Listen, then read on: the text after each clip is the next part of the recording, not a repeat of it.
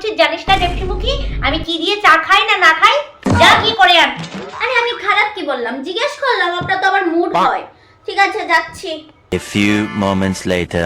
মাসিমা চাটা দে ডেপসিমুখী দে।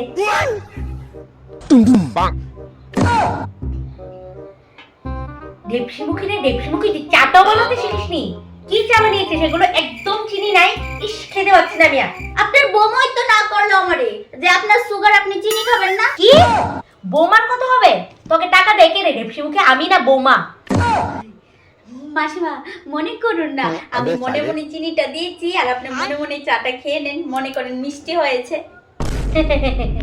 তাহলে তোকে আমি সামনে মাসের থেকে মনে মনে বেতনটা দিয়ে দেবো, তুই মনে মনে নিয়ে চলে যাস।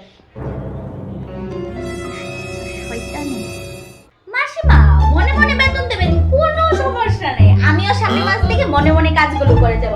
ঘর ঝাড়ু দেওয়া, আপনার সাথে শুটকি তরকারি, বৌমার চিকেন, আপনার ছেলের মাটন মনে মনে করে যাব, কোনো সমস্যা নেই।